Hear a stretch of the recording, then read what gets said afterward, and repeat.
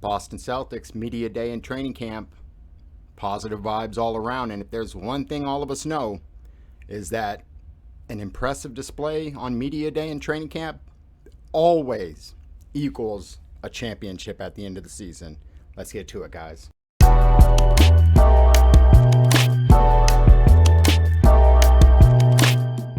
All right. Good morning, afternoon, evening, night, whenever, wherever you are watching this. I appreciate you and your time more than you could ever know. Straight to it. Boston Celtics and the NBA back recently wrapped up their media day this past Monday, and then it's been training camp throughout the week. Preseason game against the Orlando Magic tomorrow, which will be Monday at 7:30 p.m. if I'm not mistaken. And we are right around the corner. It's October 3rd. We are countdown to the Celtics going to Madison Square Garden to get our first win over the New York Knicks. I just wanted to recap some of my main takeaways from media day, some of my takeaways from training camp, I've literally watched every single interview from the players and coaches, ownership, management that has been on all the bigger channels, CLNS, my man Tomas.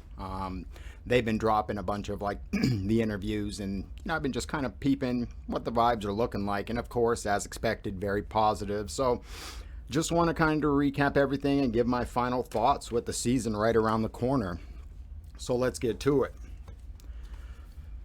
First off, hairstyles on full display, look good, feel good, weight loss, weight gain, muscles popping. Hey, everyone's been working this off season. Marcus Smart and Jaylen Brown with the man bun and braids. Shout out to the long hair, don't care. Tatum and Rob Williams putting on some weight. Very interesting. Shout out to all my people that actually lift weights or work out for a living. When you hear, someone in their mid-20s putting on 15 pounds of muscle in the course of 2 to 3 months, it's gotta make you say, you'd be lucky to do that in a year at the age of 18 with new gains. But I mean, still, he does look impressive. Shout out to the Photoshop and the angles, but definitely it is time for Tatum to fill out a little bit more. He is heading the right direction, getting that weight room, brother. Same with Rob, man. If his weight and gain and muscle can, Rob Williams is similar to Al. They are more of a skill-based center. Those guys aren't going to bang and beat you up down low like the Embiids and the Drummonds that are just 7 foot, 280 pluses. Our guys are skills, so you want to put on some weight to bang with those boys down low, but you don't want it to compromise your side and your speed and athletic ability that really gives Rob an edge. So, who else? Grant Williams losing weight. I guess it's around 15 pounds. He's wanting to lose more before the actual season starts. And new numbers. You got Enes Kanter coming back, getting 13. Josh Richardson getting, number 8. Dennis Schroder, 71. They all got a cool story on why they chose that. Good for y'all. Look good, feel good, like I said. So, few takeaways. I'm going to start with Ime and Brad, and then I'm going to get on to some of the, players and some of the big takeaways I had. But from Brad Stevens, we are working on 100% vaccination. I believe the NBA as a whole is at around 90%.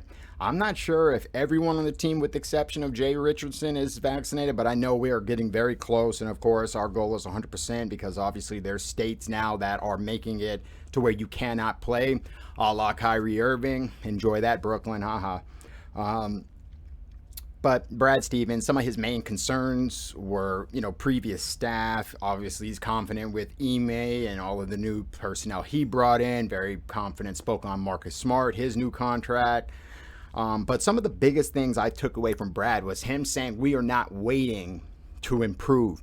They mentioned the trade deadline, and he straight up, we're not waiting. We will be in the mix. If something presents itself to improve and better the team, we will be in that mix, and that's exactly what you want to hear.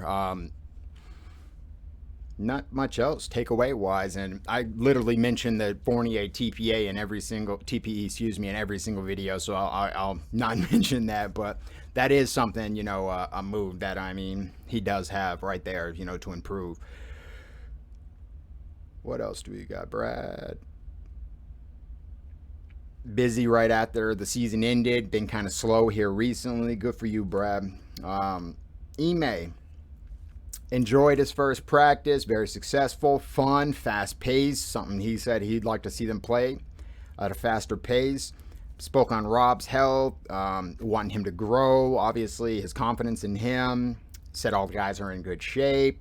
Only real injury concern is Juwan Morgan. Players, right attitude. Peyton Pritchard looks great. All three of the point guards are in a great competition. And then Al Horford. And I'll transition from Ime to Al because I think that's one of the bigger topics right now. One of my biggest questions this offseason, and I think my biggest unanswered question, was the center position. What is going to happen with Rob versus Al? And because I think obviously Rob is at that point where he's ready to be inserted as a starting center. He proved to us last year if he can stay healthy and with that contract. But then Al, everyone's on this kind of little, I'm not, man. I am full steam behind Al Horford. I thought he looked great last year in OKC. I thought he obviously was well rested. They had to sit the man down because he was affecting winning too much. Think of that, while averaging some pretty impressive stats and shooting at a high clip. So I was always really big on Al, and I had a gentleman by the name of Adam Taylor, shout out to Adam, come on, and me and him, got to go back and forth around that very topic, Al versus Rob, and he was kind of leaning on the Al Horford starting, where I was with the Rob starting, and it now seems, the way Ime spoke about Al, finding the fountain of youth, how cerebral, blah, blah, blah, he spoke so highly of Al that now, it's seeming like there's a narrative and a storyline developing about both of them starting, putting Al at the 4, Rob at the 5.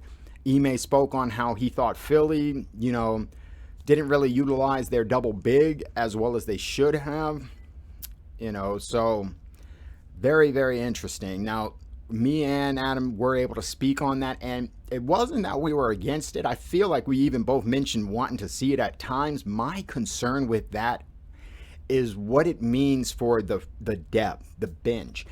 Our front court, our bigs, you're talking about Rob, Al, and then after that it's what? Ennis, Jabari, and then you're talking about Grant Williams. He's losing weight. He's talking about losing 20 plus pounds.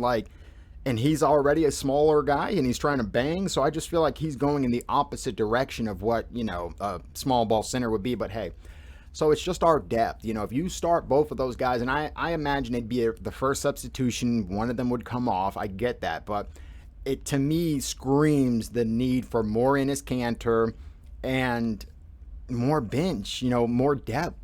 That's where that Fournier TPE comes in. I feel like if they're able to bring in another additional big, then that lineup makes so much more sense, And I understand. I feel like those Smart, Brown, Tatum, Al, Rob, and then maybe throw in Schroder, those are the best 6 on the team without question. Maybe putting in Jay Rich as a 7th looking in, but as far as your best 6, so I have no problem with both of them being on the floor at the same time. I think Al, from a veteran leadership, his IQ on the court, his ability to do it all, pass, shoot. It's not like you're going to have, 2 bigs. In Philly, you had Joel Embiid down low. You had Ben Simmons who couldn't shoot. So essentially, those were both guys taking up front court space. Then you had Al in there as well. So you're talking about 3 guys all clogging up the, you know what I mean? So it just wasn't a good fit. Whereas with this, you'll have Jaylen Brown and Jason Tatum out there to kick it out to. You'll have Marcus Smart creating and playmaking. And then not to mention both Al and Rob can pass and defend. Very interesting, very intrigued. So I love all of the attention and love Al Horford has been getting. I'm very excited to see, how his season goes on. And, transitioning over to Dennis Schroder, who actually mentioned one of the main reasons he was, coming to Boston was the fact that Al Horford was here and that Al Horford had the locker room. He knew that he would be walking into a good locker room situation, which is music to the Celtics fans' ears. So Dennis Schroder, very interesting. There was a few takeaways I had from his interview and some of his sit downs. One, the contract never being in front of him. That's what I said. When I did my Schroder Chronicles video, it was one of those things, you never know what's going on behind closed door. Was it as simple as, oh shit, I got all this money in front of me? No, man, of course, who wouldn't want to be in Los Angeles making $20 million a year? Like, come on, there is more to it. But if you are going to go to work someplace and not enjoy your boss or coworkers, and you have a potential to go somewhere else and still do great, why would you not? And he kind of alluded to LeBron James, Anthony Davis, exactly what I said. Who wants to play with LeBron James? Shit. Shout out to the LeBron fans. But it just seemed like it wasn't a good fit. He didn't feel like he was getting the most out of himself and his abilities. They just weren't meshing with that team. So the most interesting thing, though, I thought, was when he was talking about the lead up to free agency, everyone hitting him up, texting him, Dennis, but I don't remember the exact quote, so this is more me paraphrasing, but he said something along the lines that kind of made it seem like him being in Boston for more than a year is not completely like out the realm of possibilities. Like it was a very one sentence passing, like, excited to see what happens this season and, for the future, something like, I forgot what he said. I'll have to look into it and maybe I'll leave a comment, but he made me actually look like, and my cap experts out there, they'll be able to tell you bird rights, non-bird rights, certain percentage of the 5.29. I get all that. I mean, but it goes over my head a little bit when you start talking about, well, if they renounce rights to these three players, if they got rid of this player or that player, why is that not freeing up potential money that you can then give to Dennis? Okay, they're already at the, cap limit. I get all that too. So it's just the way all that cap shit, I try to stay away from it just because it is what it is, Some other takeaways, guys. I loved the energy. I loved, Jaylen Brown, man, the way he speaks is so sharp, so intelligent, educated. You can tell he's healthy. He's ready to go. There's a video of him out there doing John Wall and some other pros. He looks sharp, man. So, final thoughts moving into this season, man. I'm projecting a starting lineup now. I mean, originally it was Smart, Richardson, the Jays, and Rob Williams, with Schroder and Horford being the main two off your bench. Now it's looking more like it would be Smart, the Jays, Horford, and Williams, with Schroder and Jay Rich, being your 1 and 2 off the bench. Your 6 and 7.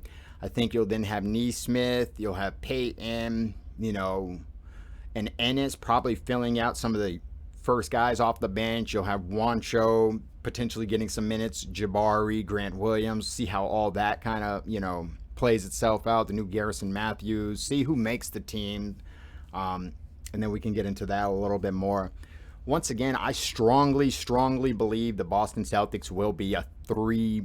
I'm leaning more to the 4th seed, but even the 3rd seed I think is very possible. Philadelphia, is usually one of those big 3s, and I have a feeling they might be in store for a difficult year. I mean, think of what happens if they have an injury to one to Embiid, which is, not, a hot take, but I just feel like they're gonna struggle a little bit this year, and by struggle they might be the 4th, 5th, 6th seed, somewhere in there. You know what I mean? I just don't think that first seed, dominate the regular season like they've done in the past is in play for them this year. Brooklyn, obviously, I think, as well as Milwaukee. Milwaukee's another interesting one. They just won a title. 2 of their 3 stars coming off of Olympic gold. So see how their season goes. So when you start thinking, just when I say that the Celtics will be the 3rd seed, that doesn't mean they're the 3rd. You know what I mean? Relax. There's a lot of things that go into play. Milwaukee was the champs last year, and they were, the 3rd seed. So relax a little bit. Otherwise, guys, I expect Jason Tatum to compete for an MVP. I expect both Tatum and Brown to make all-star teams. I expect Tatum to cruise into his first all-NBA team. I expect Smart and Rob Williams to make an all-defensive team. And I expect either Smart or Rob Williams to make the All-Star team. That would be my hot take. If they stay healthy, I believe one of those two will make the All-Star team without question. Quote it. What else? I believe Dennis Schroder will win Sixth Man of the Year, or at least compete. So, awards. Tatum competing for MVP. Schroder competing for Sixth Man of the Year. Maybe a Smart competing for Most Improved. I don't know. You know what I mean? Actually, he had a down year to the Celtics fans, but to the rest of the NBA, they may not even see it like that. He'd have to do something extraordinary, but that's pretty much it, guys. Feeling great about this season. I heard somebody, and I was watching Adam Taylor's podcast the other day, and a gentleman actually made a comment how the storylines and just how positive they are and how refreshing that's been, because in the past it's been Kemba's knee and this and that and health and Hayward and Kyrie, and it's been exhausting, guys, and it just feels refreshed. I feel a lot of positive energy and vibes, no bullshit kind of lingering over the season. It just seems like it's exactly where you would want to be going into the season start. Whereas in the past, we've had some issues going in with health and, oh my God, you know what I mean? So, whereas, for example, look at Brooklyn. Think of some of the questions they've got to deal with, or even Golden State, the Warriors, or in the Philadelphia. Like, think of those franchises and just what they're kind of dealing with vaccinations and the trades, and it's very refreshing to not have to deal with any of that. So, Boston Celtics, 3rd or 4th seed, some awards being won, competing deep into the playoffs. I think that we end up making it to the Eastern Conference Finals based on maybe, every year there's luck and injuries involved, so I don't know how we get there, but I really do. Shout out to Jason Tatum. Shout out to Celtics Nation. See us rise again. James Peters, Jags to Riches, thank you so much for your time. I hope you have a blessed day.